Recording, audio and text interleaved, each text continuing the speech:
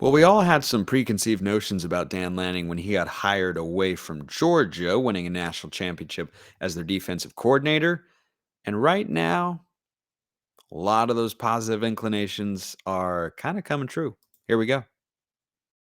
You are Locked On Ducks, your daily podcast on the Oregon Ducks, part of the Locked On Podcast Network. Your team every day.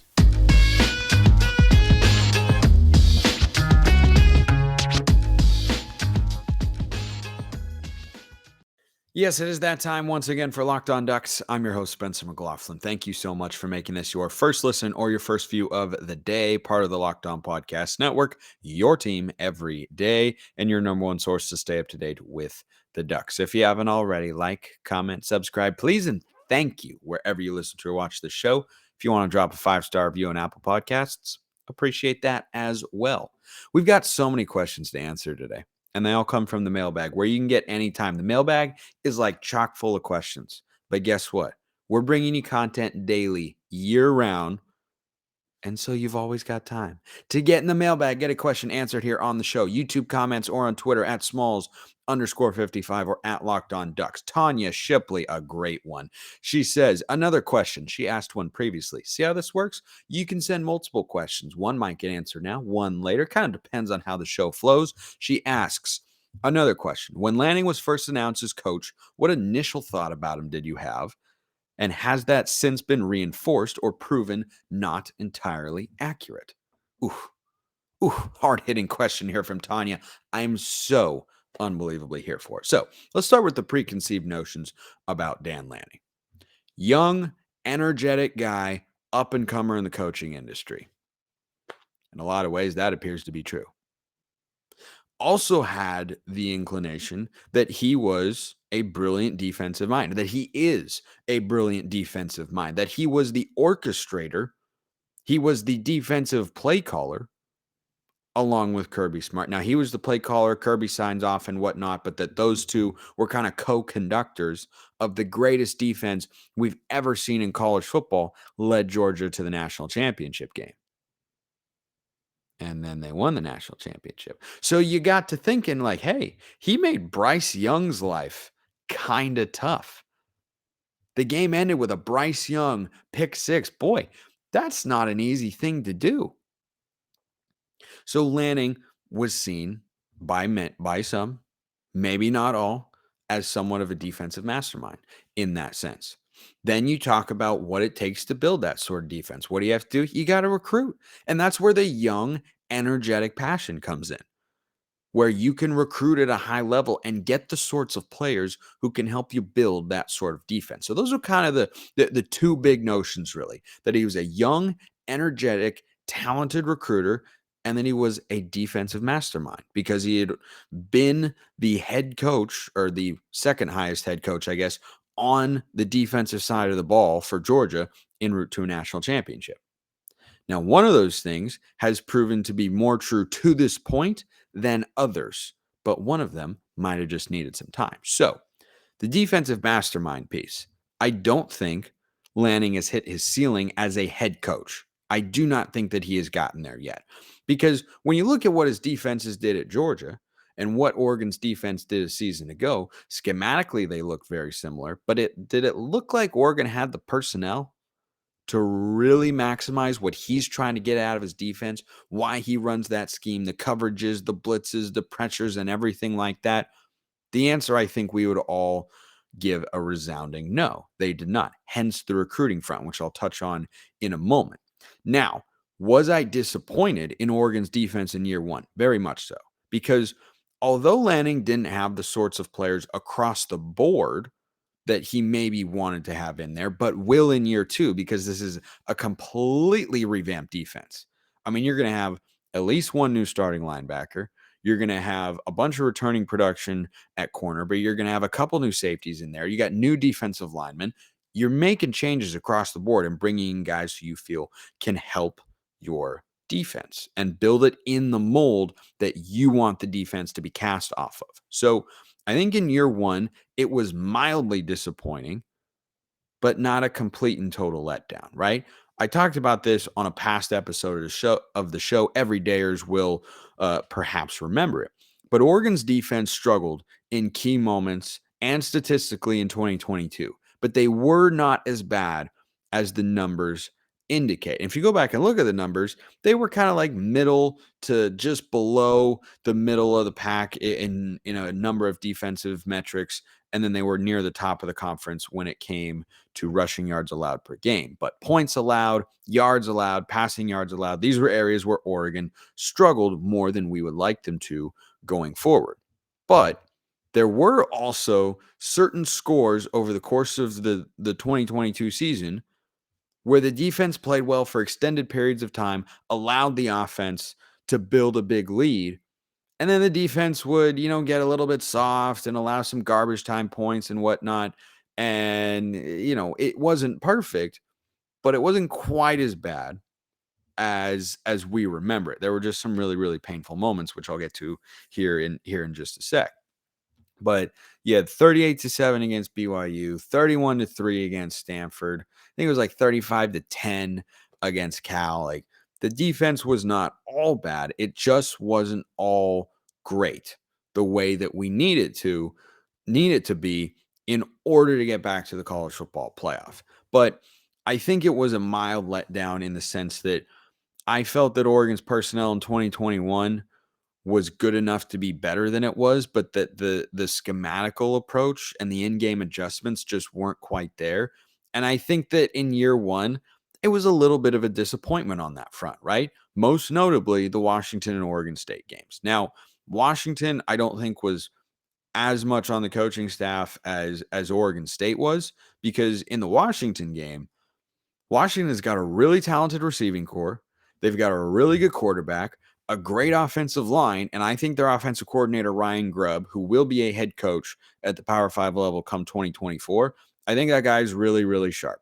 So you just got beat for more yards than you should have allowed for sure, but you got beat. Washington made plays, and there were some personnel moments. Bennett Williams, of course, having a couple of tough sequences there, allowing long touchdowns, where it's like, all right, the other team kind of made a play on that front. The Oregon State game, though, it didn't, make me feel wildly concerned or pessimistic about Lanning's ability to, be a great defensive coach and put together a truly dominant defense. But at some point, the head coach on the headset, when Oregon State was literally not throwing the ball, needed to come in and say, put 8 guys in the box, play coverage 0, do not let them run the football, make them throw it. And it just felt like there were no adjustments in that game. It was just run, run, run, run, run. And it's not like there were all sorts of runs. It's not like it was the old school Georgia Tech triple option or anything like that. So that game was also a disappointment. Do I put it on Tosh Lupoy because he's the play caller and defense coordinator? Yes. But you also put some of that on Dan Lanning. He's the head coach, can override at any point in time. So that was disappointing. The Washington game was disappointing, but it's not all negative on year one Dan Lanning's performance there, as in terms of how it related to the expectations I had for him. I will tell you why after I tell you won't be disappointed if you go to FanDuel, because it's America's #1 sports book. And you can make a fast break to the NBA playoffs. Right now, new customers can get a no-sweat first bet up to $1,000. That's bonus bets back if your first bet doesn't win. They've got a great app with promotions. It's safe, secure, super easy to use, great interface. You get paid instantly. There's no better place to bet all the playoff action than America's #1 sports book. Visit FanDuel.com/lockedon. Get a no-sweat first bet up to $1,000.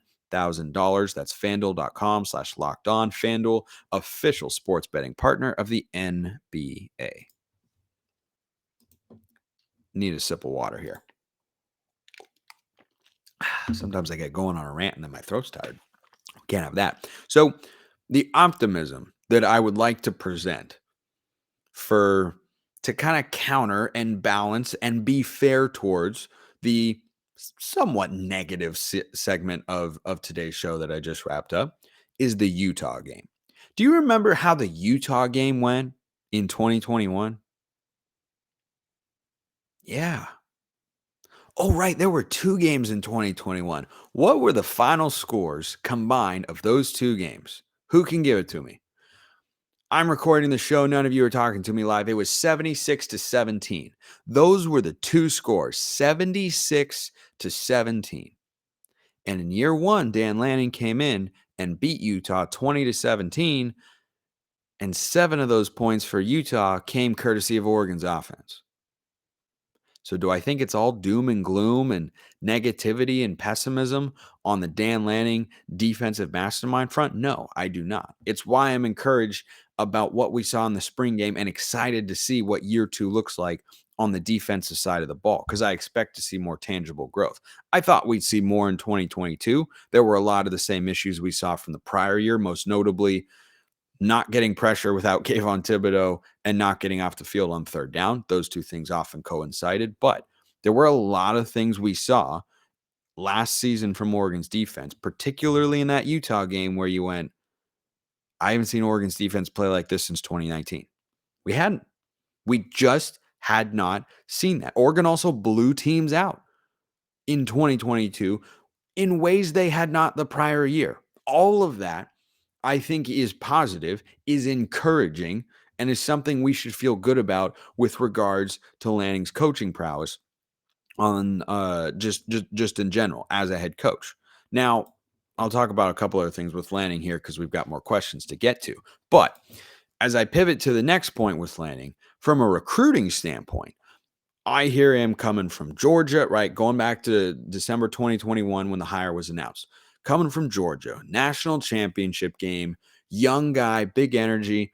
I had pretty high expectations on the recruiting front. There is nothing you can point to at this point in time, whether that's how the 2022 class was salvaged into a top 25, most notably getting Josh Connerly, the number 1 offensive tackle, who looks like our left tackle of this year and next year, a top 10 class in 2023, and 2024 is off to a sizzling recruiting start.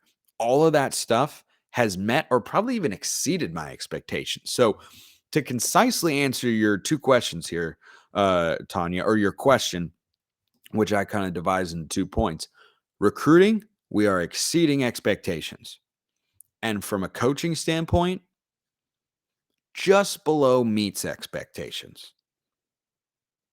I think that's a pretty fair assessment, but I'm curious what all of you think. Drop it in the YouTube comments or hit me up on Twitter at smalls_55 or at Locked On Ducks. On that note, we'll stay with our beloved Dan the Man Lanning here, who I do think has plenty of room to grow as a head coach. I think he knows that. Made some mistakes, more so in the eyes of some than others with the aggressive play. But a couple questions here from Blazer Duck 1 about Lanning. He's the most reliable question asker I've got about there. He's the gold standard. Just so all of you know out there that there is a gold standard. If you've answered this on your show and I may have missed it, then you don't need to answer it. No worries. Spencer, what are your thoughts and impressions of Dan Lanning after year 1 with regards to things like when and how he utilized his timeouts, clock management, cough, cough, Mario, in-game halftime adjustments? I think these things get overlooked because it ultimately comes down to wins and losses, but these are so crucial. What areas do you feel he needs to improve in year 2? Thanks. Well, I think defensive adjustments are a part of it, right? Because Washington and Oregon State felt like they were just doing the same stuff, and we had no response, no answer. And I'm not, privy to what the game plan was, what the play calls were, and everything like that. I'm just reacting to the on-field product. I remember, and when you're talking about the gold standard of halftime adjustments for a defensive coordinator, you know who I'm going to talk about. It's Nick Aliotti. Nick Aliotti in the second half never allowed more than 7 to 10 points, it felt like. Those are the sorts of things that I think a really, really great defensive coach can do, is go into the halftime locker room, make some changes, make some tweaks, and figure that stuff out at a high level. I think Lanning can still improve on that front, but it's not as if we never saw it, right? Utah game, great example, right? As I was talking about. I think the North Carolina game, by the way, was a really good defensive effort where, again, you had a couple of moments with a long touchdown in which Bennett Williams was involved, and hopefully the back end speed of the defense has ticked up a notch to the point where that doesn't happen again. You had a game in which Oregon did make adjustments, and it looked like the defense was really bad early. And then They figured it out. They made changes. They got stops. They got off the field on third down. They got pressure. And they were going up against a quarterback in Drake May, who's going to be a top 5 pick in next year's draft. So I think that sort of stuff still has plenty of room to grow, right? Most notably the Oregon State game. Like that was just infuriating to watch. It was outside zone left, outside zone right, inside zone left, inside zone right, and we couldn't stop them. Like that was inexcusably bad. But I don't expect that to happen again because I think that Lanning is still, or I know that Lanning is still a young coach. He's a first time head coach, lots of things to learn. You can talk about fourth down decisions, you can talk about time management and whatnot, but I'll talk about the fourth down decisions in a moment. But the other things that you mentioned, timeouts, clock management, um, those are key components of being a head coach, right? More so than being a defensive coordinator. That's one of the biggest things. You're in charge of managing all that stuff. You make the decisions. Do we go for it? Do we kick it? What do we want to call? What do we feel like? All that sort of stuff comes down to the head coach. And I felt that Lanning, when you're talking about clock management, look, he made some aggressive calls. They paid off a lot early in the year. They didn't pay off later in the year. But if you look at what Oregon dominated during that 8-game winning streak a season ago, and this was really impressive, I think, and speaks to, again, more encouragement on the adjustments front. Oregon in that 8-game stretch dominated the middle 8. I would text my buddies every time the game was close, like the Cal game, for instance, right? It was still close. The Bears were hanging around because they're Cal and they're pesky and annoying. I would text him and I'd just say, middle 8, please. Like that's what I was hoping for. Because in the middle 8, Oregon was dominating. And that, I think, is the mark of a good head coach. Again, as I've discussed, still room to grow. But when you dominate at the end of the half, it means you've got a game plan. It means you've worked on that sort of stuff. They were well coached. They executed, drove down the field. How many times did Oregon go down and add to a lead right before the half? BYU, Stanford, Cal. Those are just the ones that pop into my head. I'm sure there were other ones, right? I think Arizona, they did that. And then they would just run away with games. And that was, I think, the best part about Lanning's first year as Oregon's head coach. They would run away with games that they should have run away with. And that didn't exist the prior year, but we saw that. And that takes both sides of the ball. You got to get stops, you got to force turnovers, make plays, and then you got to execute offensively and be well coached up front. And I thought Oregon really, really was. So I like that. And then the timeout usage, I don't remember an instance in which I felt, Oregon really mismanaged their timeouts. Maybe the Washington game, the 4th and 1, you'd like to have maybe called a timeout. Bo came racing up to him. Hey, I'm okay. I can go back in. Yeah, you'd rather have your starting quarterback out there and call the timeout. I think it was a split-second move, and it was kind of, hard to tell whether or not he had the opportunity to really call that timeout or what. So I think all that stuff was really good. I think it was all really, really good, and there were so many encouraging things, but still room to grow for Lanning in year one. Oh boy, that was a lot of Lanning talk. Again, need another sip from this wonderful cup of water. Fun fact: I'm at my parents' house, and these are the same cups I've been drinking out of since I was like 8 years old. They're the best. I mean, they just serve their purpose so tremendously well. So, another Blazer Duck question here. Spencer, if Bo Nix can stay healthy the whole season, and with what Dan Lanning's been able to do through recruiting and the portal this offseason and what you saw in the spring game, I was very impressed with what I saw, especially with the defense, he says. I was as well, as we discussed. Does your overall win total expectations for the upcoming season change? Thanks, Spencer. So, first of all, thank you for the question, Blazer Duck. Second, here's the answer. Just a little. Just a little. I struggle to get on big hype trains. Last year when Oregon was in the midst of their winning streak, there were people who thought, hey, Oregon could go to the playoff. And I try to be a glass half full kind of guy, but it was a half empty Spencer at that time, right? I was coming on the show saying, look, I see the path to the playoff. I would love for us to do it. I just don't know if the defense is ready to get us there. I just don't know if your final 3 games being Washington, Utah, Oregon State, if you're going to win all of those and a Pac-12 championship game. I just don't know about that. And of course, we know how it all went down. So, Josh Pate, for instance, very high in Oregon. Their win total in Vegas looks pretty darn high at this point in time. They've generated a lot of buzz, interest, intrigue. I think they've gotten better from what they were a season ago.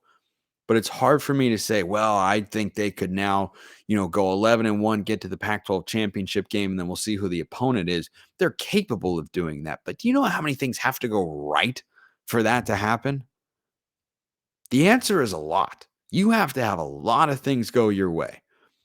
You got to stay healthy, right? Especially Bo Nix. Like started the question Blazer Duck did with if Bo Nix can stay healthy.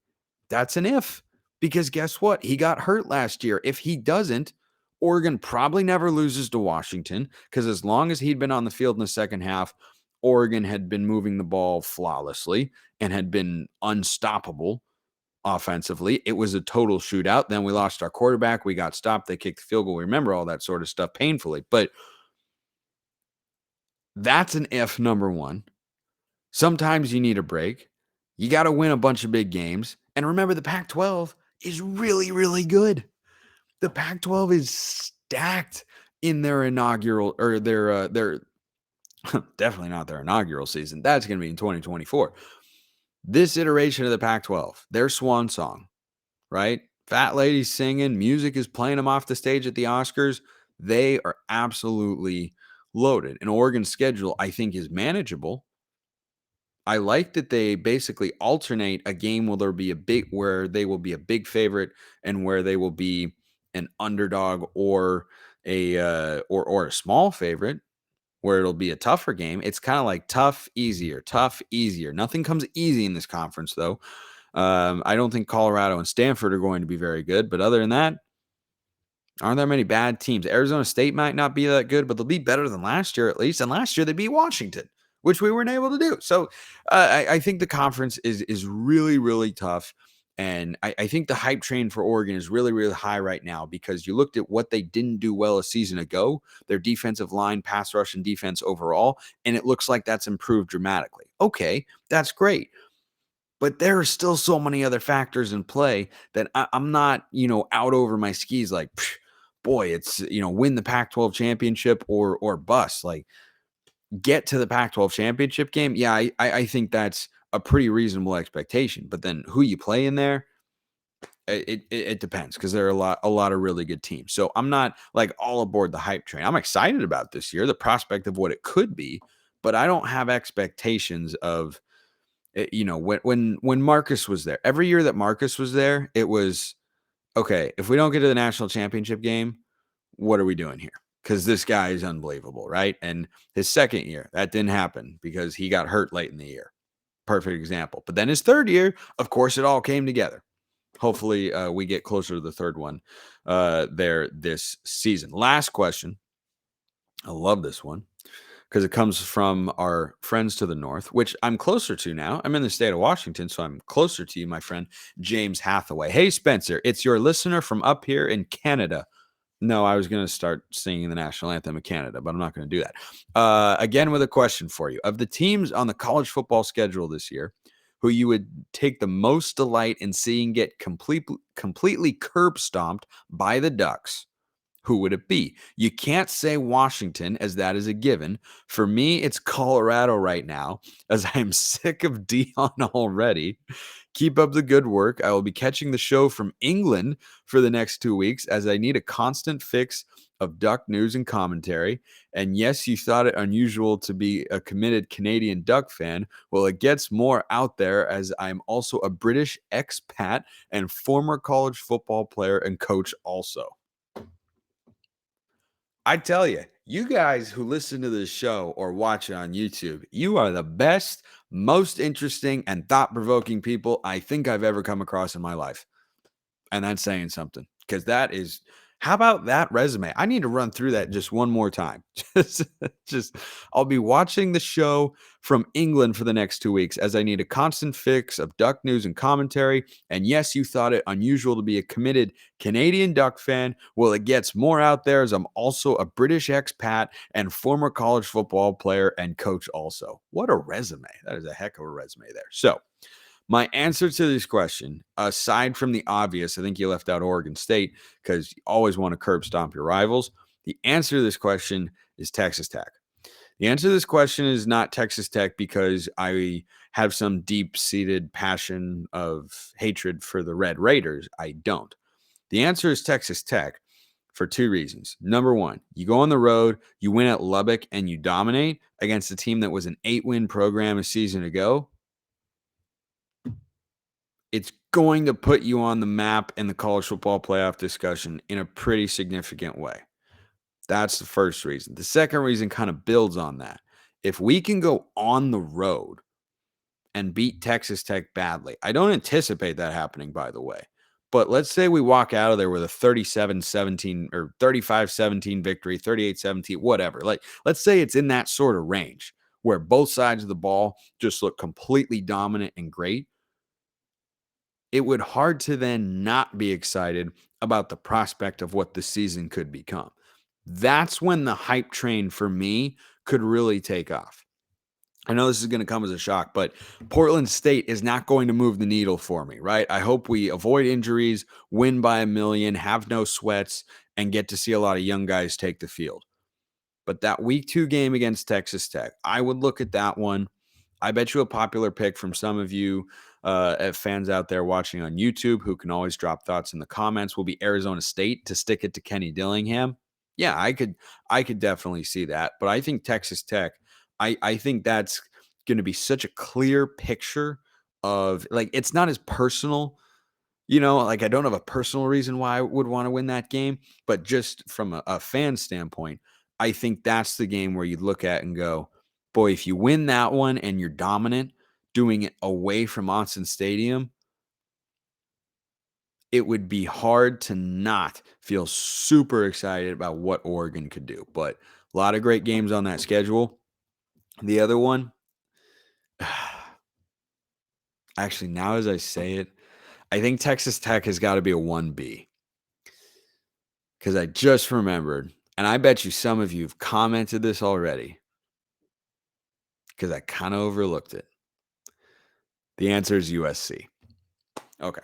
The answer is USC. You'd love to beat the crap out of Washington or Oregon State, of course, because they're your rivals and it feels a little bit better. But USC, the school that ignited all this realignment stuff, yeah, I'll go with USC. I got Texas Tech right on their heels though, but I'll take USC because that would feel this being their last year in the Pac-12. Caleb Williams won the Heisman. Lincoln Riley. It's at Autzen Stadium too. Give me that Trojans game. Again, not likely. Texas Tech is more likely to be a blowout, but if I had to pick one other than the rivalry games, let's go with the Trojans there. Appreciate everyone listening. Have a wonderful rest of your day and go Ducks.